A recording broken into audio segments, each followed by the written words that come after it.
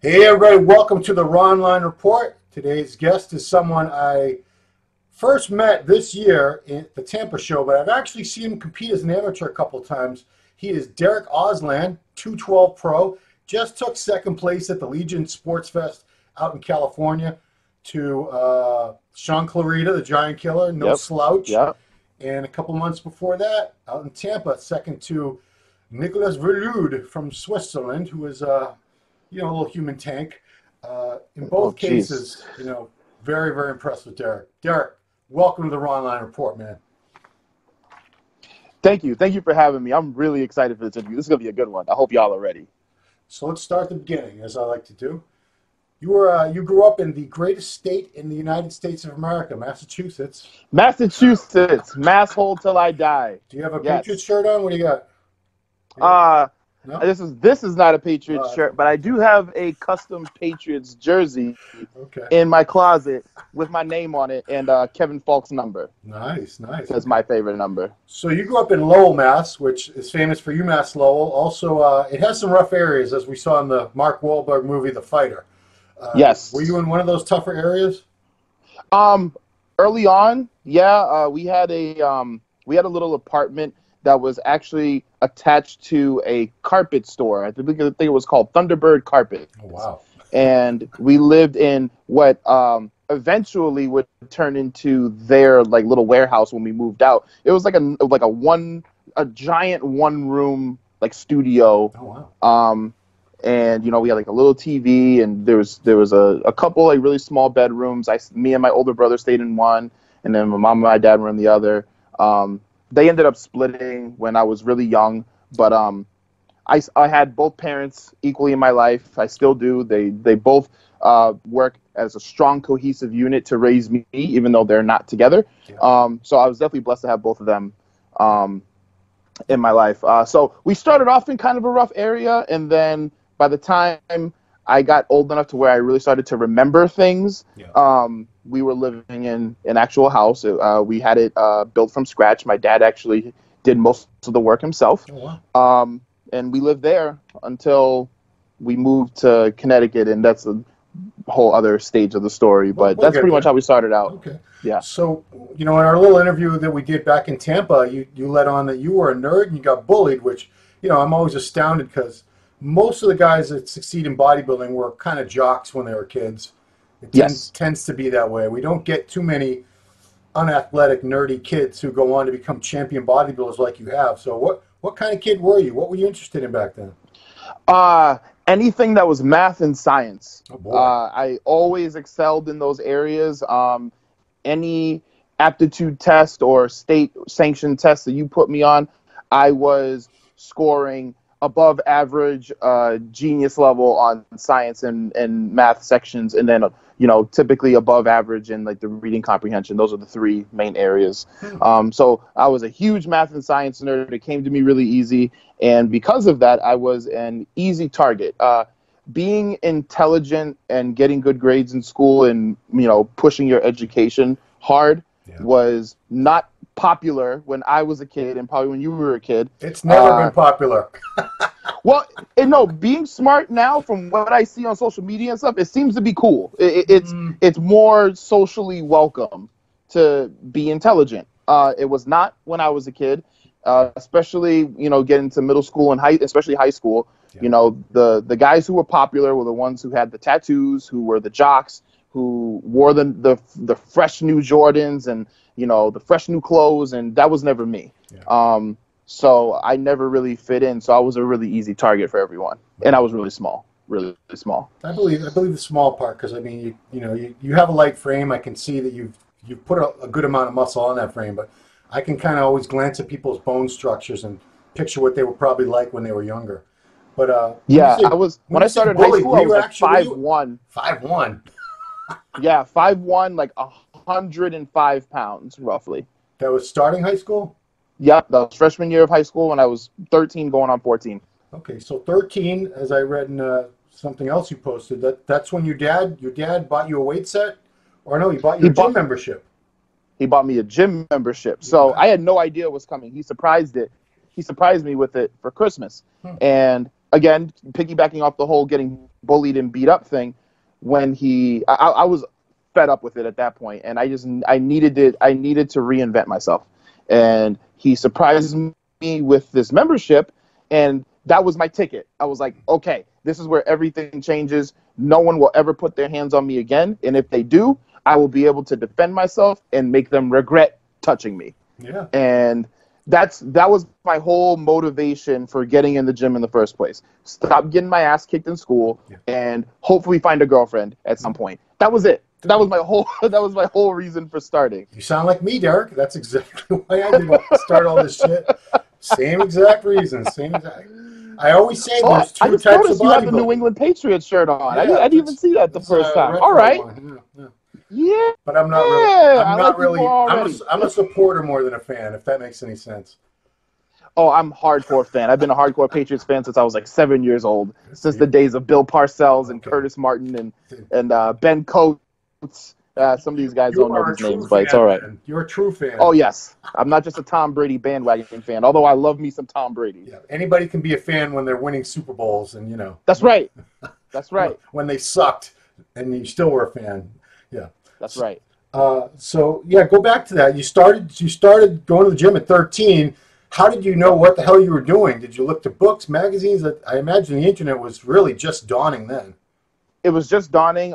Magazines were a big thing. And honestly, my dad was a huge proponent of everything that I learned starting out in terms of the basics. So basically what he did, I didn't really see the vision when he started doing this until it was already happening. So about 7 to 8 months before he bought me my membership, he hired a personal trainer. Wow. And he spent those 7, 8 months working with the trainer and learned as much as he could possibly learn about diet, about training, proper technique, proper lifting form, et cetera, et cetera. Yeah. And then when he was done, that was when, ironically enough, he bought me my gym membership and taught me everything he learned from the trainer. That's awesome. And that's pretty much how it started. I didn't realize, I thought, you know, watching him go through his transformation, you know, at 50-something years old, and just getting yoked out of his mind, I just saw, like, him doing it for himself, which was great. Obviously, I was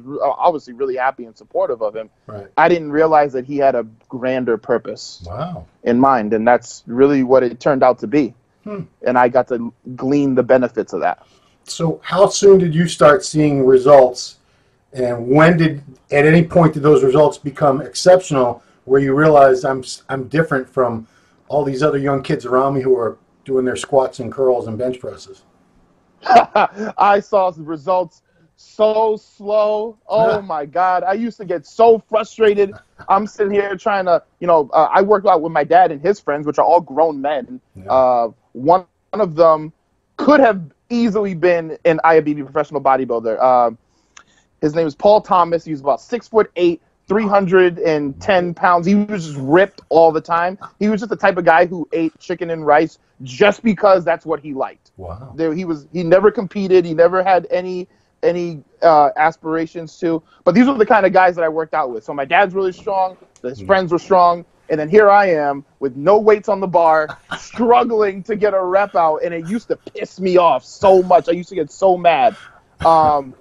But just to give you an idea of the progress that I made, like I said, when I started high school, I was about 105, 110 pounds, about 5'1". Yeah. When I finished high school, I was about 140, 145. And I did do sports in school. So I did football and I did track, indoor and outdoor track. So I was a 3-sport athlete. Honestly, my main motivation for doing sports was twofold. One, to make friends. And two, I did football because that's my older brother, Scotty. That's what he did. When he was in high school, he was the star running back. Wow. Everyone loved Scotty. And anytime, I've watched his highlight tapes a million times. Anytime that man touched the ball, it was a touchdown. Almost every time. He went to college on scholarship for it. So I wanted to be like Scotty. So that was my those were my two main motivations for doing sports. Yep. And then after practice, I would go to the gym with my dad and weight train. Wow. And then in addition to that, he also had a construction business doing hardwood floors, tiles, electrical, plumbing, you name it, we did it. Yeah. And if he needed help on a job site, I would go work with him afterwards, after the gym. and then I would work with him on the weekends. And I'd still have to go home, get all my homework done, and make sure I brought home A's and B's. Otherwise, I was getting my ass kicked. Oh, my goodness. So, and I got it done. Wow. It wasn't easy, but we had to survive. You have to do what you have to do. Wow. I don't think I can top. I've heard guys who did the football practice and they lifted, but I think you just added another level with that whole helping your dad out in like general contractor type stuff. That is, wow. I don't know how you manage, but so. Neither do I. So after high school, you didn't start competing until 2014, and you just told me you're 30. So that was age 25, 26? 26. Yep, so 26. What were you doing in the interim between all that, between high school and that happened? Okay, so basically, I went to college at UMass Amherst. Yep. I was studying law there.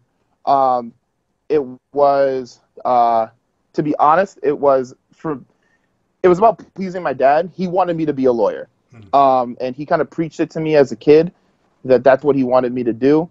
But when I got into it, I realized that it wasn't for me. It wasn't part of my destiny. It wasn't part of my calling. It was a passive interest at best. And I needed to do what was best for me.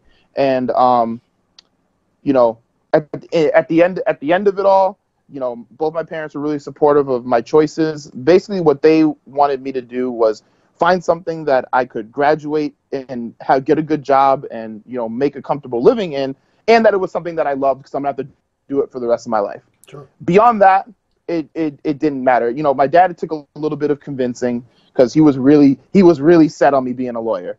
You know, my mom was pretty much on board with whatever I did from the get-go. So that's what led to me moving back to Connecticut, because once I made the choice to stop studying law, I was like 3 years into college, but I was like, you know what?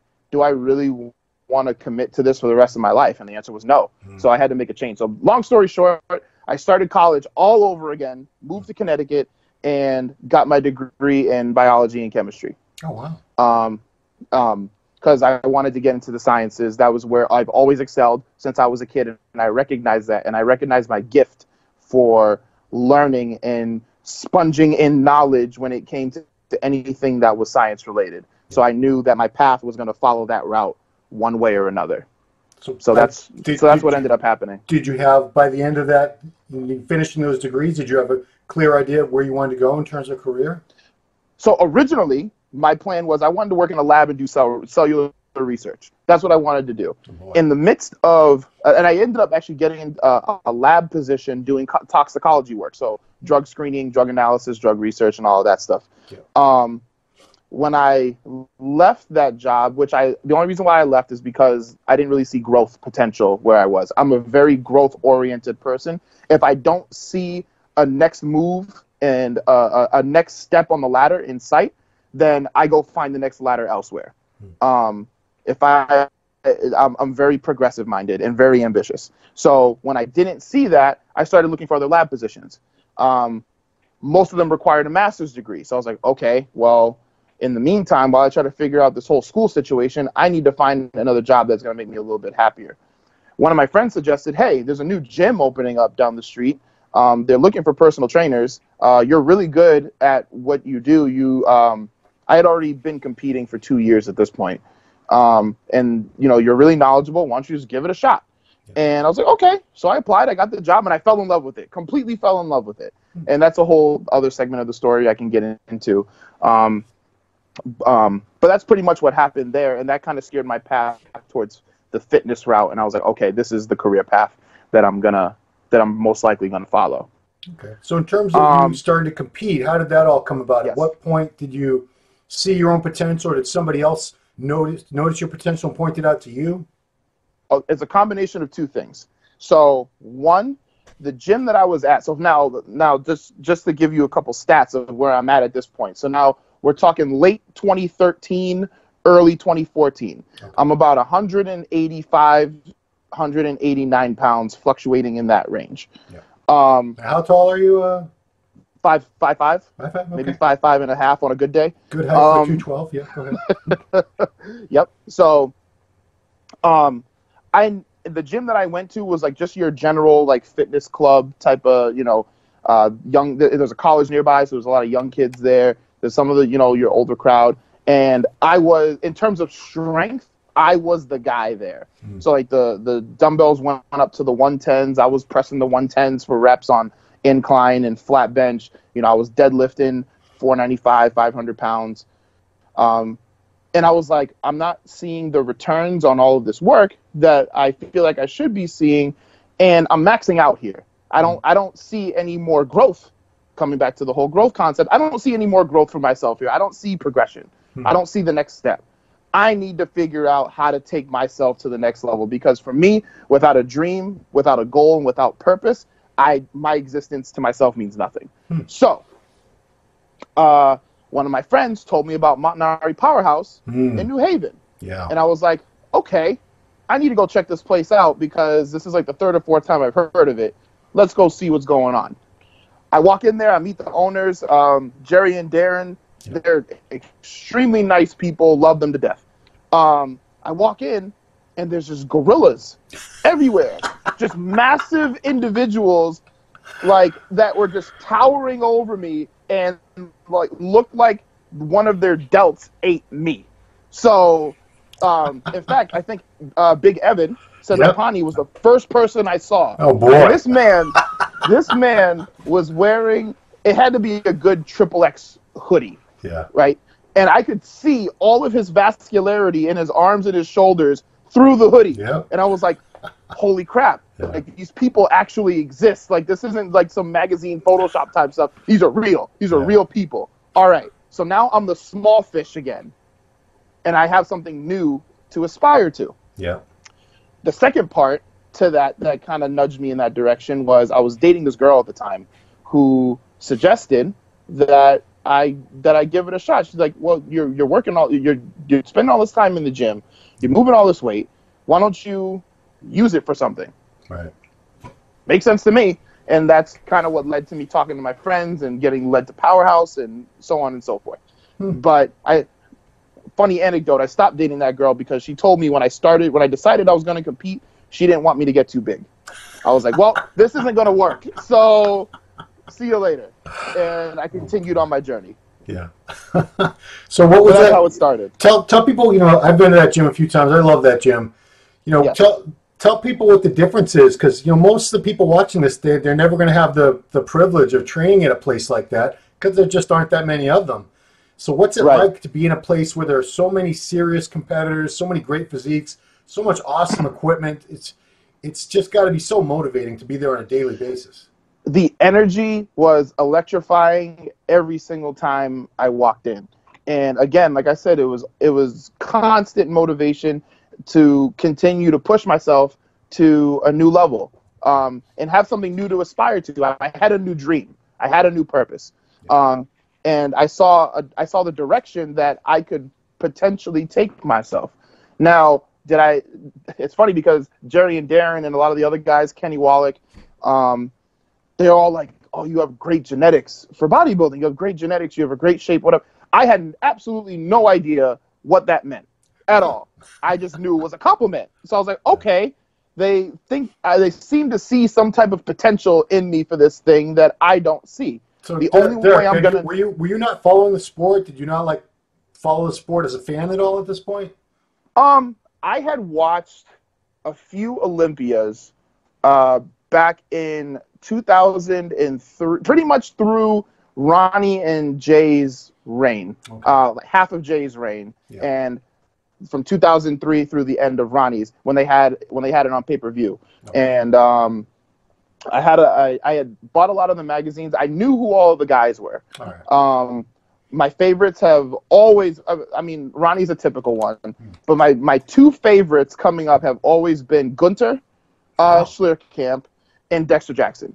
Dexter Jackson, in my opinion, back then, when I first started realizing that there were people with bodies like this, and up through today, is in my opinion, the best bodybuilder to ever walk the face of the planet. He's one of the few people who I still get nervous around when I see him.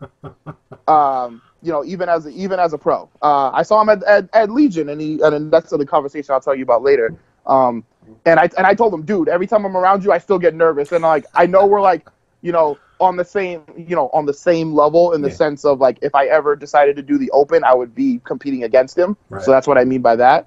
But I would still be nervous. He's like, I get starstruck. Like when I met Jay, that was another one. That I was like, oh, jeez. Yeah.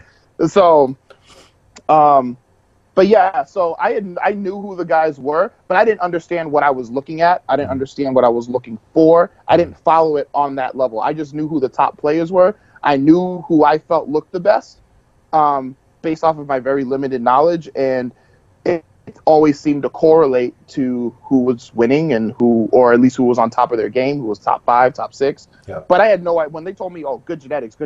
I had no idea, no clue.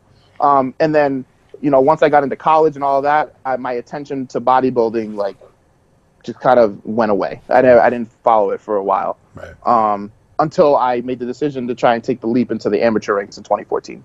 Yeah. So what was that like, your first contest prep? 'Cause it's always, you only get one first show. What really stands out from the prep, from your experience at the show, as your wow moments, like you'll never forget?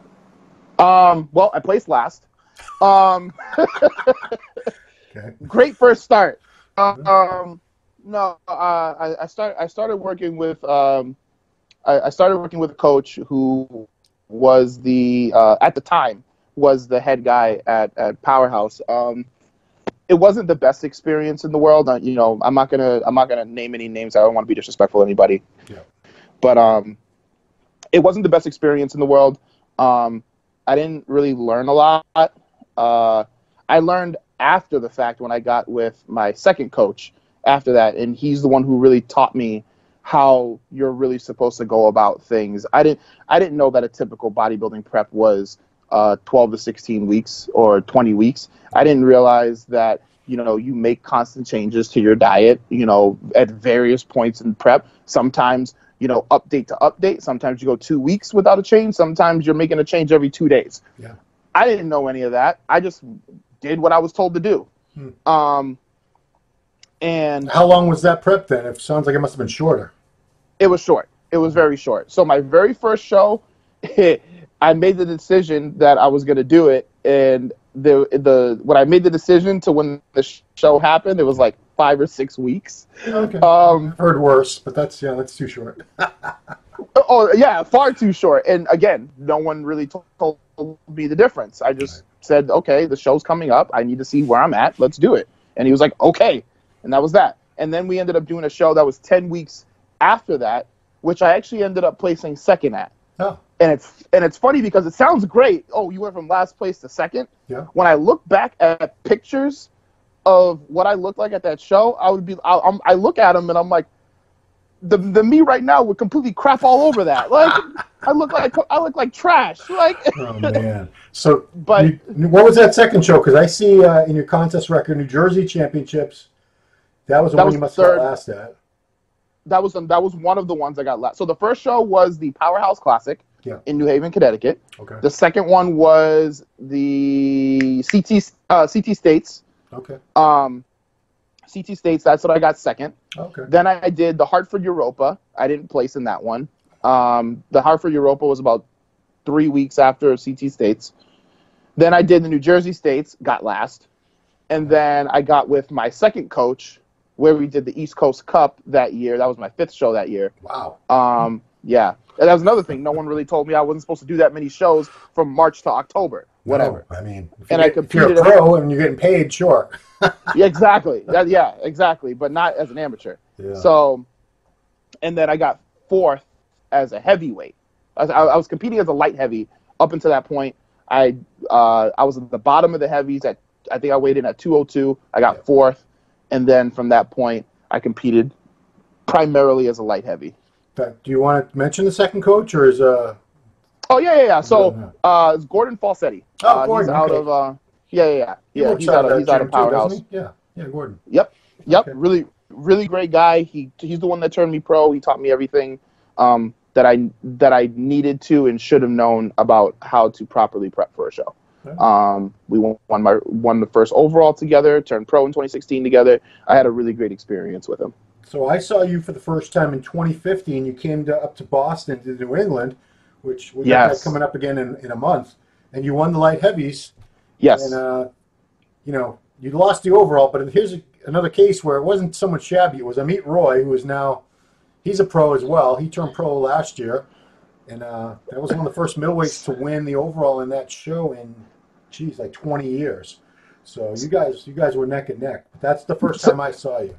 That show, that show, I met Amit and his coach Justin Miller, who we're all good friends still, as a result of this experience backstage. And the funny thing is that he was eyeing me while I was eyeing him, and we didn't know that we were eyeing each other. Yeah. But it was pretty mutually understood that one of us was going to win the overall. Right. We didn't know who, but we knew that this is my competition. Yeah.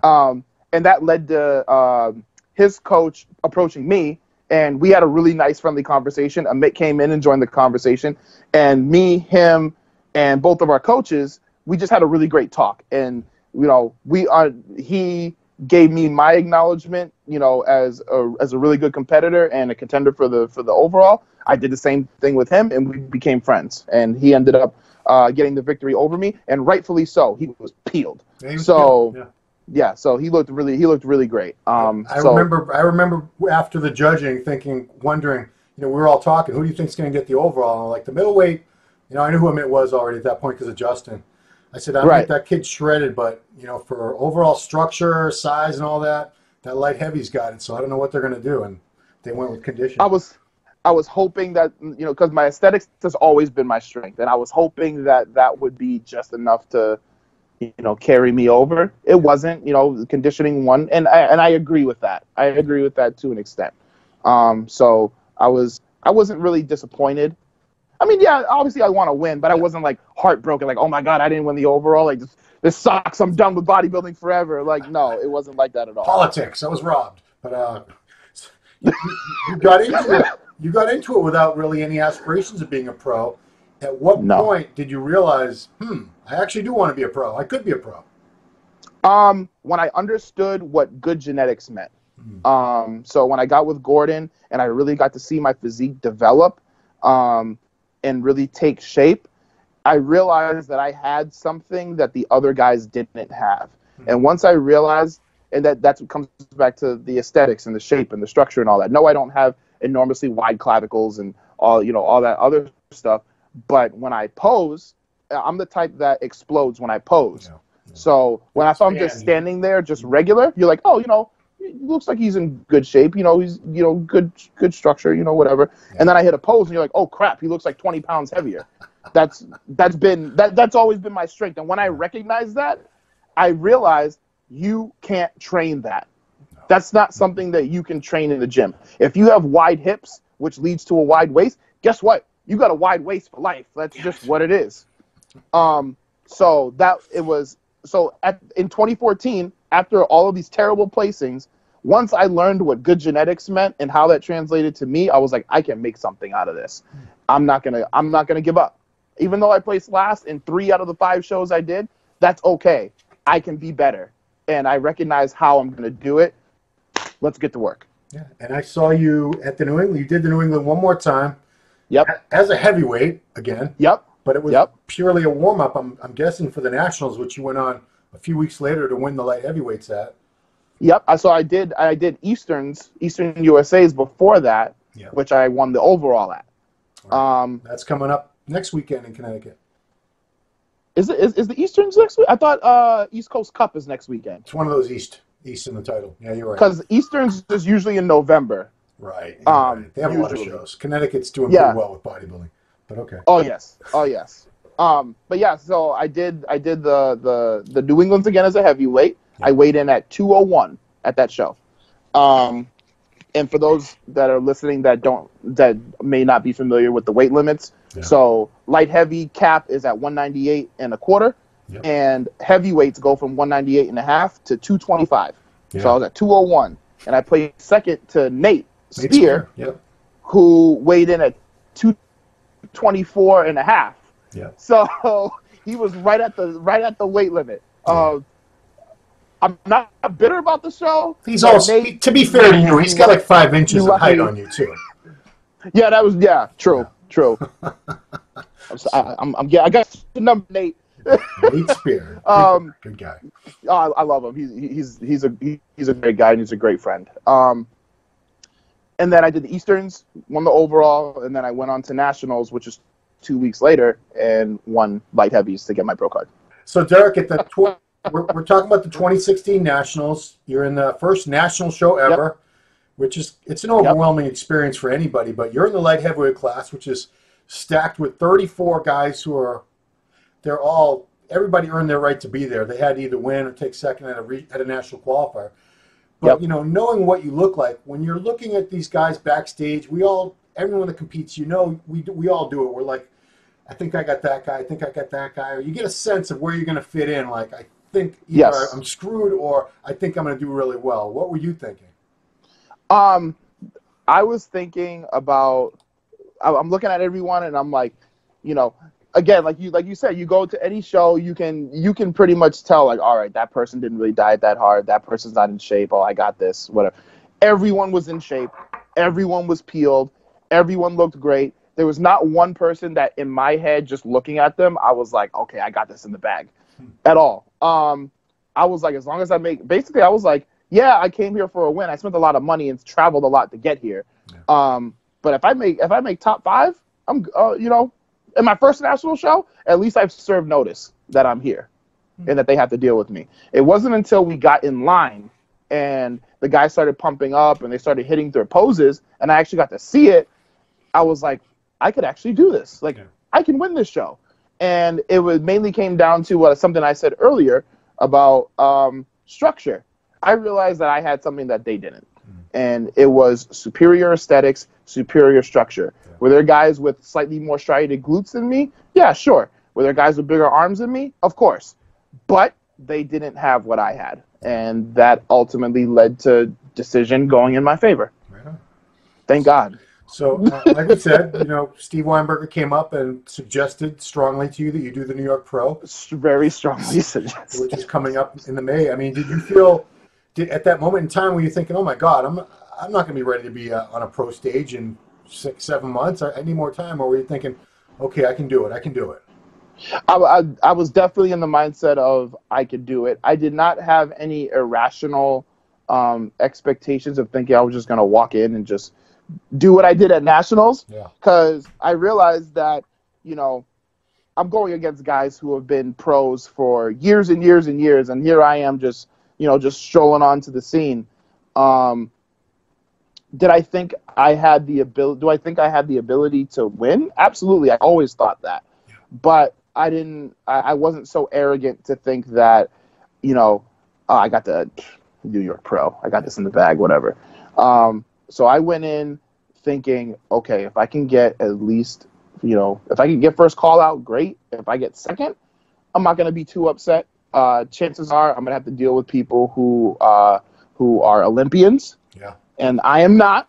So let's just keep things in perspective. So if I can beat a few of these guys who have been pros for a really long time, that'll be a huge win, and that'll propel me mentally to the next step, whatever that happened to be. And you did do that. You were 10th place, but I think there were over 20 guys in that lineup, right? There was 28 guys. 28 guys. So there you go. That's way better than middle of the pack.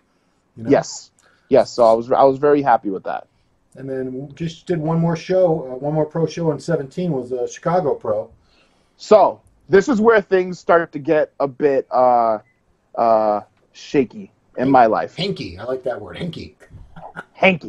Yeah. So. This is where things started to get a little crazy. So initially, the Chicago was not in the plan at all. The only plan was New York, and then reevaluate and reassess from there. This is where all of the things that you mentioned before started to kind of happen. I went through a breakup. I ended up moving out, moved in with friends who really screwed me over big time. Now, when you say moved, this is when you moved to Florida? No, I'm still in Connecticut at this point. Gotcha. Yeah, I'm still in Connecticut. Moved out of my then girlfriend's place. Moved in with some friends. There was issues with money being taken from me, and I wasn't able to pay rent. As a result, I ended up getting kicked out. didn't have a place to stay for a little while. So I was homeless for a short period of time. Hey, can I ask? Because that's like my worst nightmare is being homeless. Like, where were you sleeping in that time? In my car in a rest area. Okay, well, at least you had a car. I mean, yeah, better than being outdoors. It was all my stuff, and I was 3-4 weeks out from Chicago. Oh, so this is what Chicago was to me. Chicago was I had absolutely no expectations of doing well at that show at all. I knew I wouldn't do well just because my body reflected stress. It reflected stress, negativity, all of those things that are not conducive to a productive prep. You had no kitchen either. I mean, come on. How are you supposed to prep for a show when you don't have meal prep going on? The frozen food section was a good friend for that small period of time. It was bad. Everything was bad. But I still did Chicago anyway because I wanted to show myself that I would not let outside circumstances and people have power over me to keep me from doing what I want to do and accomplish what I want to accomplish. So I said, screw that. I'm still doing Chicago anyway. I'm going to make it happen. It doesn't matter what it takes. I ended up placing last in that show, but I accomplished what I set out to do. I proved to everyone that no matter what stands in your way and what obstacles you may face and how much people may kick you when you're down, there's always a way to rise above it if you decide that is what you want to do. And that's what I decided, and that's what I did. And then it was just a matter of kind of pulling myself back up after coming back home. So yeah, tell us, you turned it all around clearly. So how did you go about doing that? Well, I got lucky to an extent. My ex-girlfriend, the one who we ended up breaking up. Yeah. She was actually the one that found out what was happening and gave me a place to stay. Okay. So she, I really didn't have anybody else at that point. Yeah, I could have, hit up my parents or whatever and been like, hey, things are bad, help me out. Yeah. But I didn't want to, hang on my parents' coattail every time something gets bad. I'm like, I'm a grown man. I'm in this situation. I need to get myself out of it. And that was just the mentality that I had, because your parents are not going to be around forever. We all have to die eventually. So what would I do if I didn't have them? Yeah. That was the mentality that I took. And, I was lucky enough to have her step up to the plate and help me out. So I stayed with her up until I found a job in Florida, because that's where I always wanted to go. I have asthma, so the winter does not do well for me. I walk outside, I can't breathe, my joints hurt. It's harder to diet. Like everything sucks. So I was like, I gotta go. So I moved to Florida in late February of this year. Oh wow. So I haven't been in Florida all that long, but it was definitely a really great move, a really great decision. The weather's great. My joints don't hurt. I haven't touched an inhaler in God knows how long. So, life is good. Okay. I mean, humidity, you're in the Tampa area? I'm in Tampa, yes. Is it less humid there because you're closer to the water? Honestly, yeah. It actually is. It's less humid than it was in Connecticut during the summer. Oh, okay. Yeah, like I can breathe so much better here. The air quality is great. Like I said, the weather is great. It rains here a lot, but I'll take the rain over the snow any day. That's for sure. That's hard to argue. So, let's see. You missed. No, you got that crappy winter we had last winter. You were here. Yeah. Okay. Oh no, I was here for that. Yeah. Woo! Man, that was even more motivation for me. I gotta go. Yeah, that was a rough one, but you made it through. So this was a much better year. Your second season as a pro turned out much better. But I read in your Instagram, you made a post that the Tampa Prep was still no cakewalk. You're naturally not a shredded guy. Like we talked about short preps before. Dexter used to prep in 6 weeks. He did that for many years. No cardio, 6-week preps, and he was the blade. Jesus. But Do you have to do cardio? Do you have to prep longer than 6 weeks? I have zero aspirations of ever being able to prep for 6 weeks and know I'm going to be ready on show day. Absolutely not. Yeah. My preps last anywhere from 20 to 24 weeks. Ooh. And you know that is by choice. You know, to an extent. I like to be able to coast in because I've done the shorter 12, 16 week prep before, and it sucks. Like you have the amount of the amount of calorie deficit I have to be in order to be in shape. I'm like, nah, that's not gonna work for me. So this prep was started in February, early February. Initially, our plan was to do the Dallas Europa. Yeah. And we started getting closer, and I realized, I was stressed out from the move and everything that was going on at the time, and I just wasn't ready. So I was like, I said, Matt, like, what do you think? Like, can we push this back to a later show? I think I need a little bit more time to be ready. I'm more settled into the new place. I'm settled in mentally. I'm in a very solid ground and solid footing. Let's do a later show. And he suggested Tampa. I was like, all right, let's do it. And so no, it wasn't a cakewalk, but in comparison to past preps I've done, I would say this was probably the easiest prep I've ever done. Okay. This is the least amount of cardio. I mean, we were doing 2 hours for a small amount of time. It was very, very minute, maybe like a week. But for the most part, I was doing. How much were you? What was a normal cardio total day? What, before this prep? No, after. Once you said 2 hours was a high point, but after that, about an hour 20, hour 25, which for me is you're talking about someone who in past preps before Matt was doing 2.5 hours of cardio a day, sometimes 3, on no carbs for at least 8 weeks. Wow. So are you someone that gains muscle easier and fat easy as well?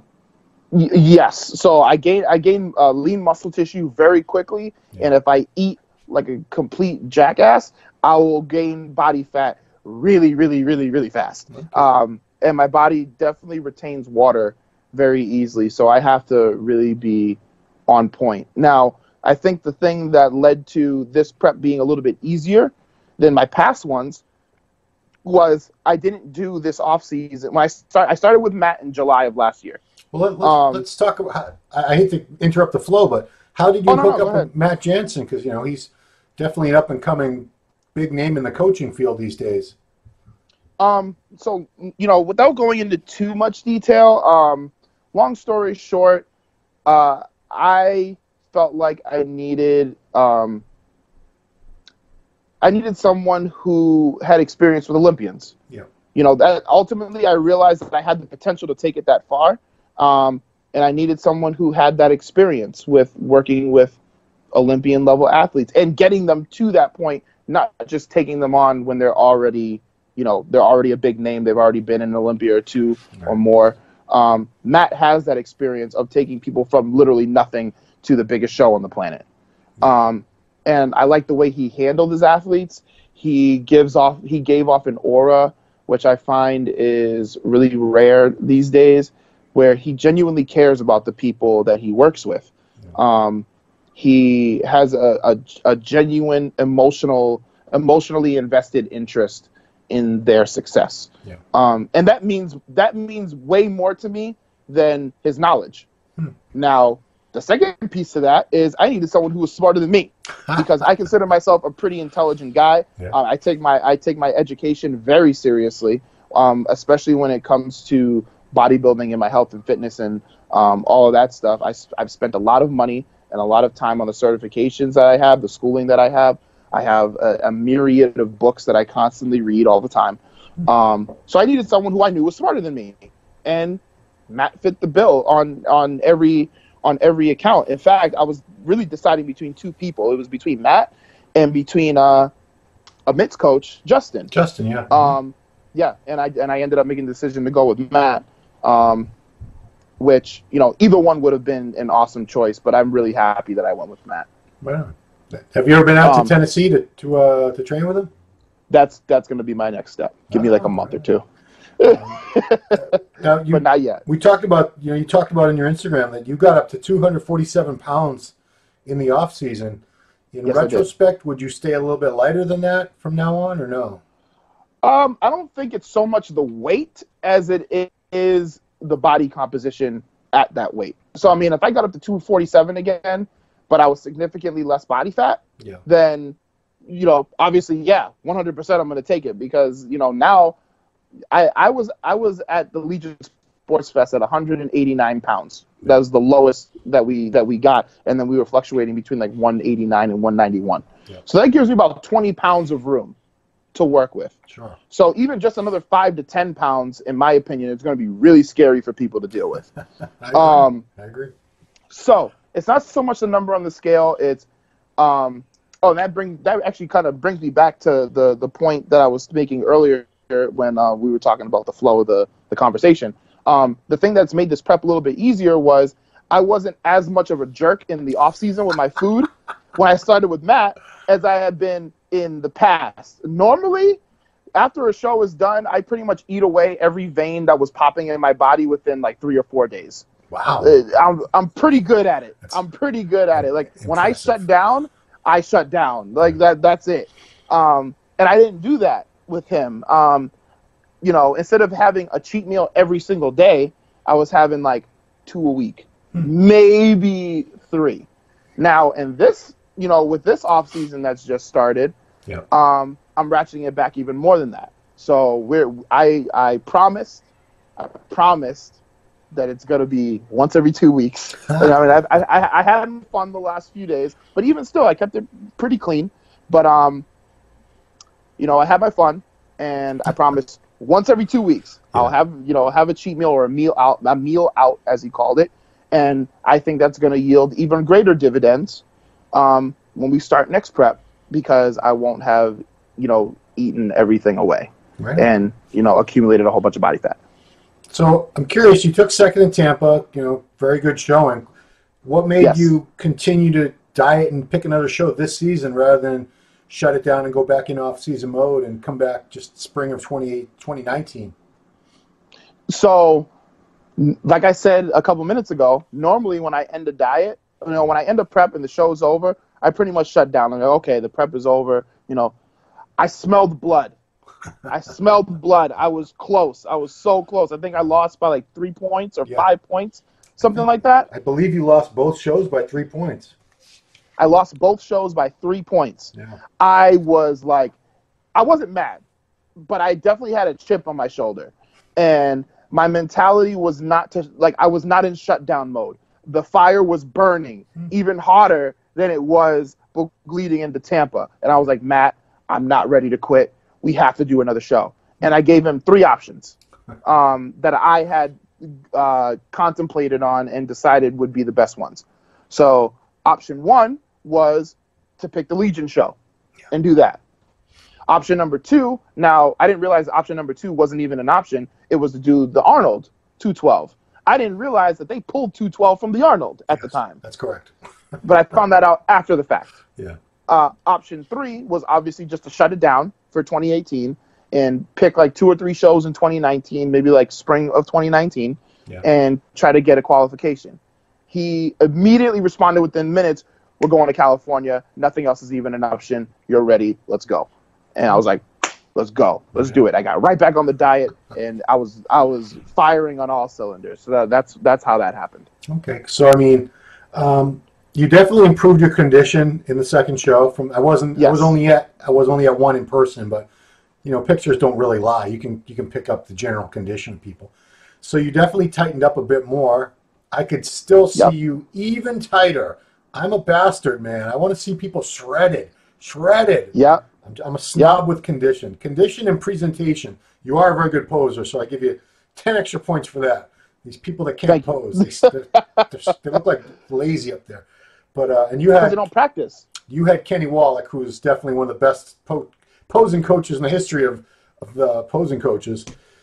Yep. So clearly you had some great instruction, but you know, Yes. You also have to have a natural flair for it, I believe. You can't really teach that.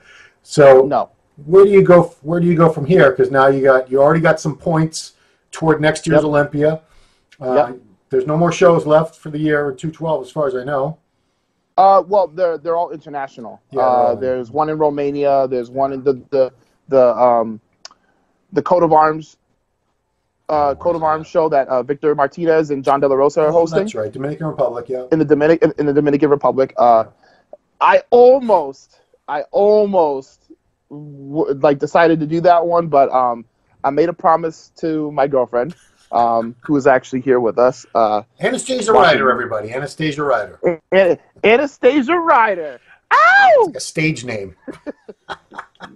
I'll have her say hi to you guys in a second. But I promised her that I would go into off season after this show. Yeah. Pretty much, we both have been in prep since we started dating. Oh boy. And so, what's that? I said, oh boy. Yeah. You know what? That can be a great thing or it can be a horrible thing. Well, tell me how it's been for you guys. It was both. It was both. We have it brought us closer together because we were united under a common banner and a common cause, and we were able to both push each other to be better. It was bad because we both definitely saw the worst sides of each other very early. Yeah. It was definitely, I would definitely say that I had a little bit of an easier time dealing with the calorie deficit phase of prep, but I wasn't perfect at all. And I definitely started a lot of arguments and fights and unnecessary situations that really, otherwise, if we were both well fed, would never have happened. That's right. That's real life in prep. But overall, it was a good thing. It was a good thing.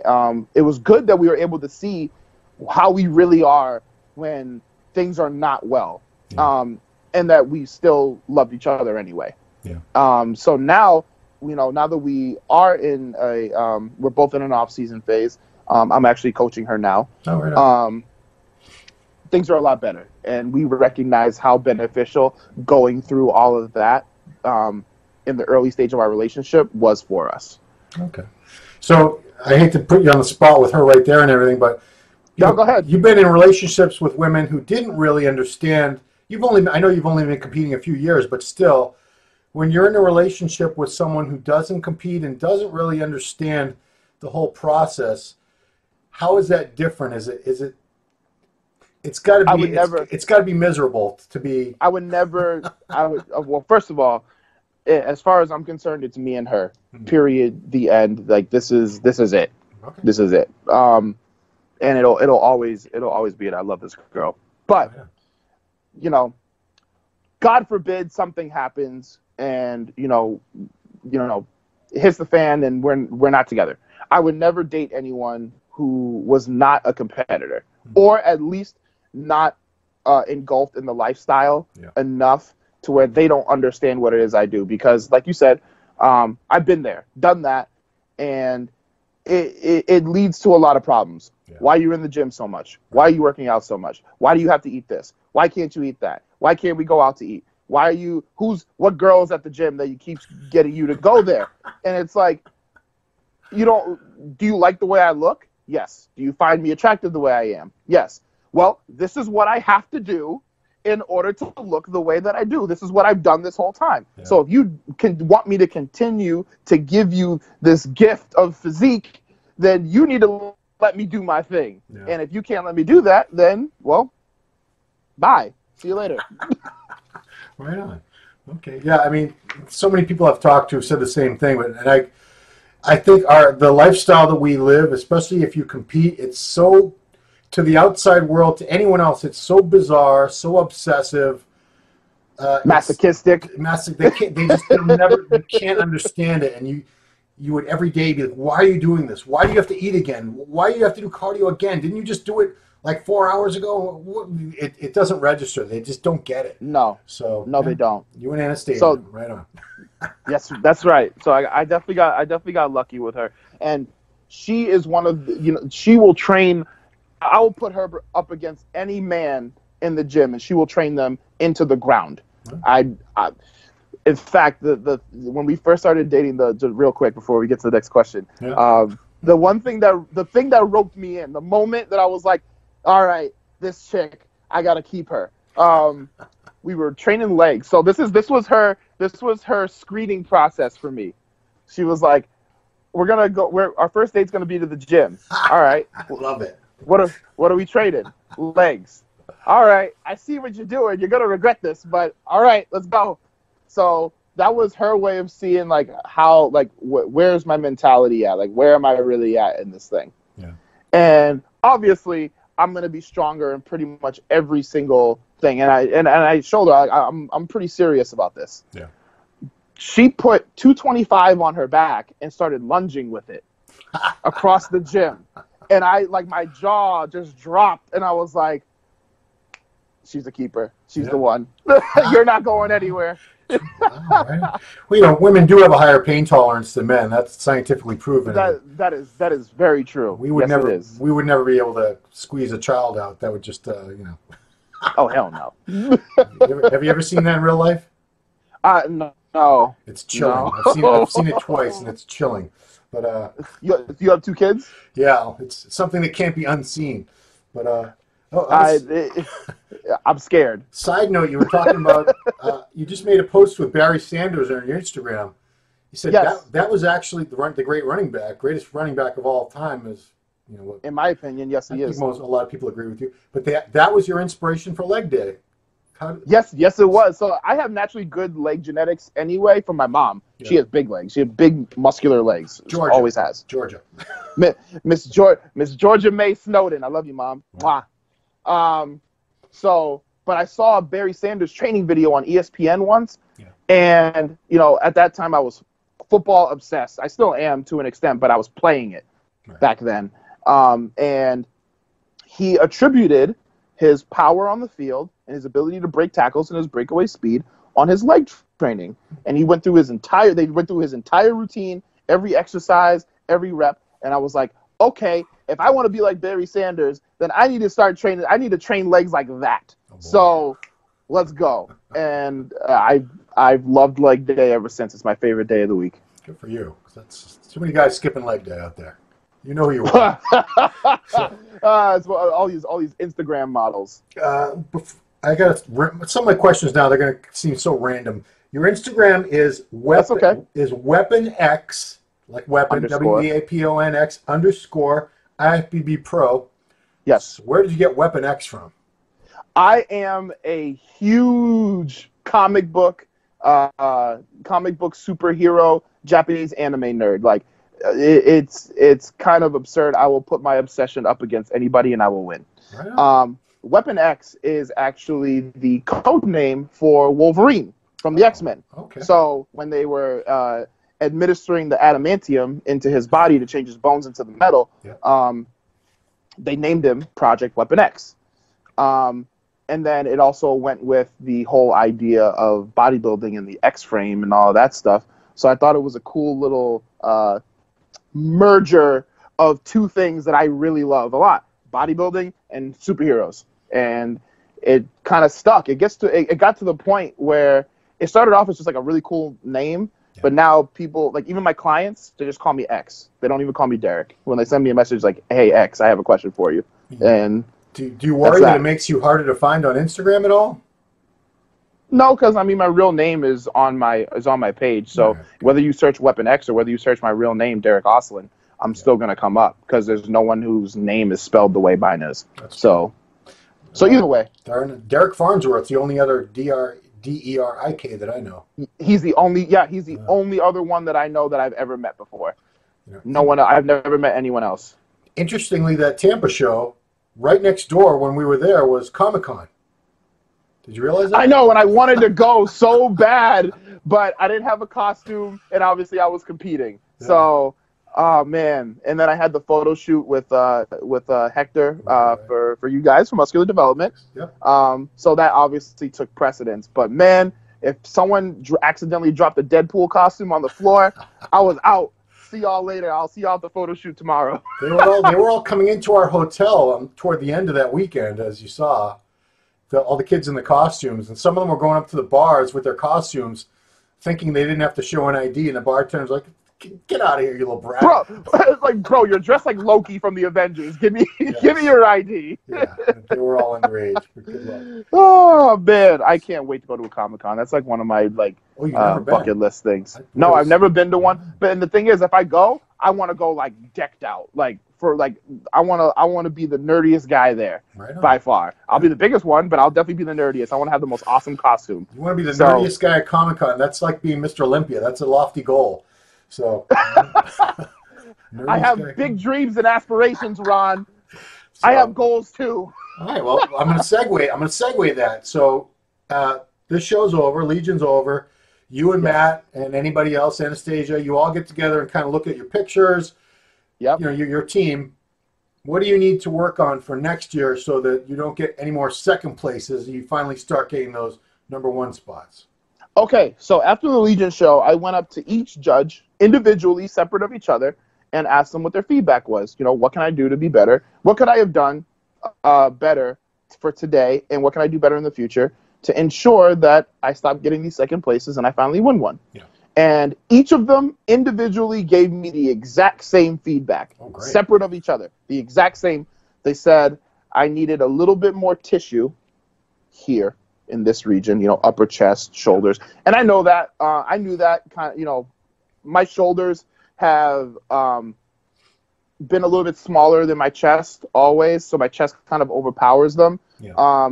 I started kind of really bringing them up this year. Because I switched my training split so that I had a separate shoulder day.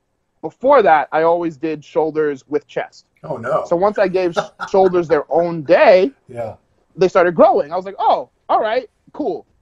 And then they were like, you could have been, you know, a tad sharper in the glutes, but that to us, that wasn't really what lost you the show. We felt like you were in your lower body, you were tight enough to win. Yeah.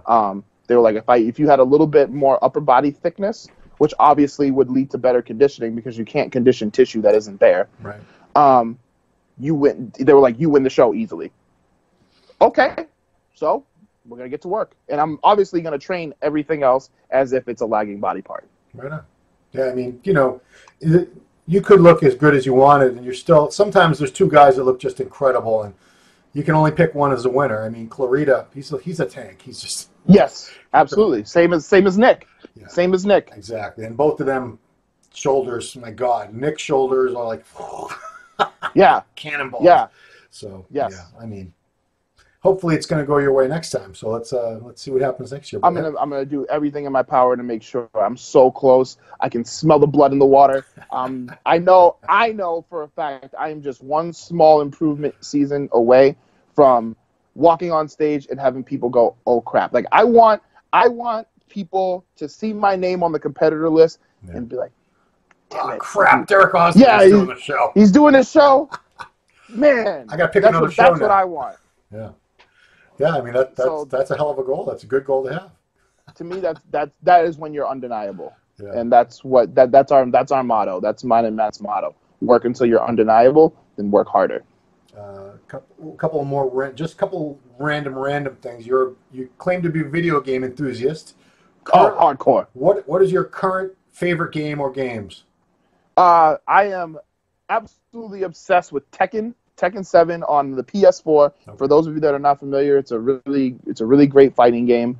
Yeah. It's very complicated. I never realized how complicated. It's complicated to the point where I have to watch YouTube videos of people who are actually really good at it to learn how to play it. Because there's no training mode. Most games used to come with training modes that like taught you the controls and taught you the different moves, how to link combos together, et cetera, et cetera. This game does not have it. So I've relied solely on YouTube and watching people on Twitch, which is another social media platform where it's literally for watching people play video games. Right. And that's how I learned to play it. It's really great. I've played in tournaments, a couple I've won, actually, and a couple that I've lost in. But, yeah, I take it to the next level. I will pay to play it in a video game tournament, for sure. What's the one that there is? Is it E4? What's the convention that comes to different cities all the time? Oh, yeah, man. Yeah, it's E4. It's E4. Yeah, my son's played in tournaments at those with his buddies. So yeah. Yeah, I want to go to one of those. It's almost as good as Comic-Con. It's Well, almost on that level. I saw pictures. One of his friends took a picture, and they're playing on jumbotron screens. You know, Yep. It was his team. His team. I don't know if they call them teams or I don't know, whatever. But it was Picture like the Olympia stage, and you know how they have like the 2 screens on each side. Right. That's what it's like, and there's like hundreds of people sitting in the crowd watching these 2 people sit on stage and play whatever game it is it's their favorite game. I can't believe it's really cool. Games are the big thing that they are now, but man, they're huge. These kids make their entire living off of playing video games. They have sponsors just like we do. They get paid just like we do, and they get sponsored to travel and play in these big video game tournaments across the world. Wow. And they get paid for it. They make their entire living off of that and streaming on Twitch. And it's insane. I was just talking to Nick Miller. We did an interview, Nick Strength and Power, and he says this PewDiePie guy, who I believe all he does is like gameplay videos and commenting on videos. Mm-hmm. He makes $70,000 a day doing that. A day? I can't even do the math. It's mind-boggling. It's a lot of money. Like just as an example, there's a guy that I follow who I did the numbers earlier because I've been researching how to get on Twitch. He has 20-something thousand subscribers. Let's just call it 20 for lack of better terms. Yeah. So when you get a subscriber, they pay $5 for the month to subscribe to your channel. So everything you post, everything you do, they have exclusive access to things that you do on your channel. Yeah. Twitch gets $2.50 of that. You get $2.50 of that. Multiply that by 20,000. That's how much you get paid a month. So how much is that? Well, you lost me until I had to divide it in half. Then I was doing well. Yeah. It's a lot of money. Let's call it times 2. That's $40,000 a month to play video games on Twitch. Man, we're in the wrong business, Derek. I don't know. I kind of love bodybuilding a lot. No, I mean, you kind of have to do what we do. Absolutely. But no, I'm a huge video game nerd, hardcore. Let me give you a chance if you want to bring Anastasia over to say hi. Guys like to look at pretty girls. Hey, Miss Ryder, would you like to come say hi to the good people of the interwebs and muscular development? This will be all over YouTube for eternity. Come in. There's plenty of room for both of us. Here she is. Yeah. She's gonna lean over. How you doing? So I have my headphones on. Hold on. Here you go, so you can hear him. Ew. What do you mean, ill? Earwax. It's just earwax. She cannot resist any opportunity to embarrass me in public. I'm trying to stay That's called a wife. Yeah, you got that right. Can you hear her okay? Yes. So I say. All right. How you doing? You can hear him fine? Yeah, I can hear him. Hello. You need to lean over a little bit toward this way if we want to see both of you at the same time. All right. Better? Anything you want to say about Derek as far as a man, as a bodybuilder, any nice things you want to say? This is your chance. Oh, nice things. Only nice things. Please. Don't hurt yourself. She's going to start bleeding from the mouth. Go ahead. No, he's okay. No, seriously, I've never met anyone like him that's as motivated as he is. I mean, that's the reason I'm with him. It's hard for me to find somebody that motivates me, but he's just above and beyond. Everything he does is, he puts everything into it. We heard the story of your first date, but we haven't heard, it was a leg day, but how did you guys meet? We haven't heard that story. Well, so what happened was I was scouring, I was on christianfarmers.com. And what? Is that a real thing? I'm kidding. Oh, I'm kidding. That might be a real thing. Christian Farmers. Oh, I've been waiting to use that for a long time. You just got to do it. So. No. So long story short, we did it the typical millennial way. I was scrolling through Instagram, and there's a gym that I followed in Miami called Flex Appeal. Oh yeah. And they posted a picture of this girl, and she was like muscular and in great shape, and she had great lines. Cool hair. Did she have a cool hairstyle? She had a cool hairstyle and a nice butt, and I was like, who is that? I have to know who that is. Now, I preface all of this by saying I had zero intentions of being in a relationship at all. I did not want anything to do with it, anything to do with commitment. I was like woman hater, like to the max. I was bitter. I was very bitter. Okay. So, but when I saw her, I was just like, oh my God, like, and she just like radiated confidence and, you know, ambition and just believing in herself. Like there was a lot of things when I scrolled her page. There were a lot of different qualities that I could immediately recognize. Yeah. So I was like, I got to know who this is. So I started following her, and I liked a bunch of her stuff, and she followed me back and liked a bunch of my stuff. So I was like, okay, I'm going to send this chick a message. Let's see what happens. Oh, and I sent her a message, and I said, hey, you know, thank you for following me back. You look great. Keep it up. And I don't remember exactly what she responded to me, but it wasn't a cut and dry, like, oh, thank you so much, and then that's it, the end of the conversation. Yeah. It was obvious that she wanted to continue the conversation with me. So I kept talking to her, and we continued to get to know each other. We exchanged numbers. We actually talked on the phone like real people used to do. Yeah, that's right. And the funny thing is, and this is how I knew she liked me, she hates talking on the phone. She hates it. She will avoid having to listen to someone else's voice on the phone. It doesn't, like, she'll do anything, yeah. But she always made time to talk to me, and that was really special to me. And we got to know each other. We met up at I was planning on attending a local amateur show in Miami, just to meet people. And you know, I was in a brand new place. I didn't have any friends, and she was like, "Well, I have a client competing in that show. Why don't you? Like, I already rented a place to stay. Why don't you just spend the weekend with me, and we can meet up and get to know each other." Oh boy. Okay. Okay. Right on. Cool. So I drove to where she was that Friday night, and my first words were, I didn't say anything. I just kissed her. I did not say a word. God. I didn't say hi. She came out of the Airbnb. She walked up to my car. I got out of the car. She said hello. I just kissed her, and then I said hi. Did like some music start playing in the background immediately, or? Yeah, it was raining. Oh man, I didn't even think of that. That would have been so cool. That would have been better, yeah. But no, that's pretty damn cool right there. That story you just told. My bad. Yeah, you're getting so excited you're knocking your computer around. Cool. Well, yeah, I got excited. I yanked the earphone right out of her ear. Well, Derik, it's been a great conversation. It's been fun watching you this year because I really, even though I'd seen you weren't on my radar.